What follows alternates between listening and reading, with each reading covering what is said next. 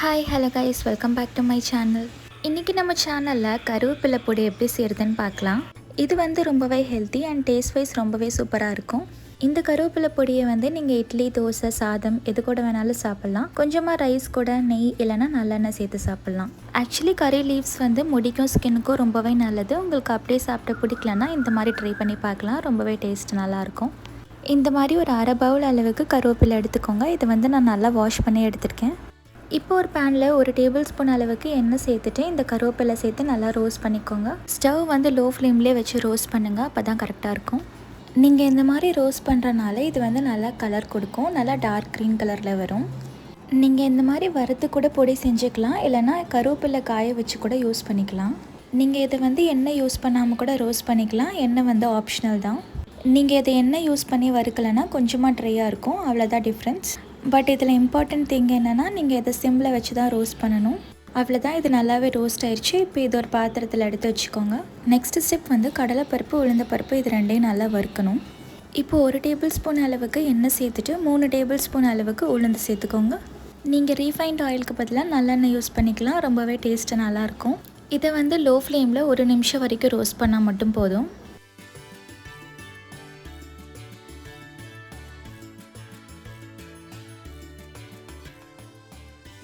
இப்போ இந்த ஸ்டேஜில் 2 டேபிள் ஸ்பூன் அளவுக்கு கடலைப்பருப்பு சேர்த்துக்கோங்க. இது கொஞ்சம் கலர் சேஞ்ச் ஆகி வரும், கோல்டன் ப்ரௌன் கலரில் வரும். ஸோ அது வரைக்கும் நல்லா ரோஸ்ட் பண்ணிக்கோங்க.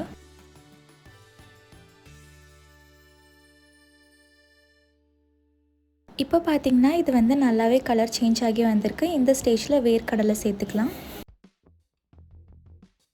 1/2 கப் அளவுக்கு வேர்க்கடலை சேர்த்துக்கோங்க. இது ஏற்கனவே வறுத்த வேர்க்கடலை. இது நீங்கள் தோலோடு சேர்த்துக்கலாம், இல்லை தோல் எடுத்துகிட்டு கூட சேர்த்துக்கலாம். இதில் கருவேப்பிலை எவ்வளோ ஹெல்த்தியோ அதே அளவுக்கு வேர்க்கடலை ரொம்பவே ஹெல்த்தி. இதே மாதிரி நம்ம ரோஸ்ட் பண்ண பல்சஸ், அதுக்கப்புறம் இனிமேல் ரோஸ்ட் பண்ண போகிற கார்லிக் எல்லாமே ரொம்பவே healthy. Most of the people கருவேப்பிலை அப்படியே சாப்பிட மாட்டாங்க. ஸோ இந்த மாதிரி கண்டிப்பாக ட்ரை பண்ணி பார்க்கலாம். இது நல்லா கோல்டன் ப்ரௌன் கலர் வர வரைக்கும் சிம்லேயே வச்சு நல்லா ரோஸ்ட் பண்ணிக்கோங்க.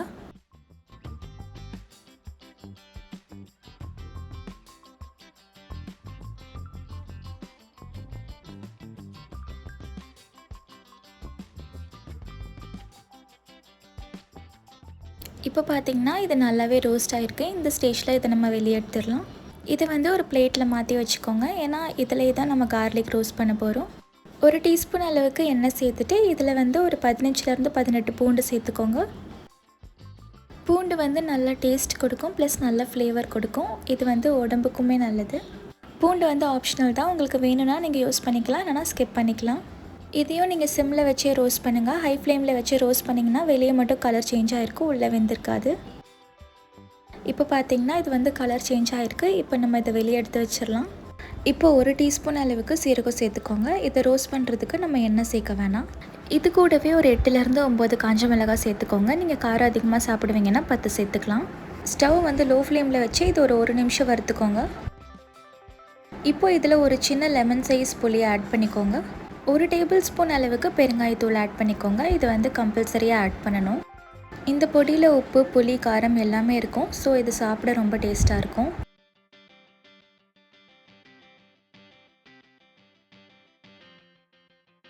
இப்போ பார்த்திங்கன்னா இது நல்லாவே ரோஸ்ட் பண்ணியாச்சு. இந்த ஸ்டேஜில் நம்ம ஆல்ரெடி வறுத்து வச்சுருந்த இன்க்ரீடியன்ட்ஸ் எல்லாமே இதில் ஆட் பண்ணிக்கலாம். ஸ்டவ் ஆஃப் பண்ணிவிட்டு இந்த எல்லா இன்க்ரீடியன்ஸும் சேர்த்து நல்லா மிக்ஸ் பண்ணிக்கோங்க.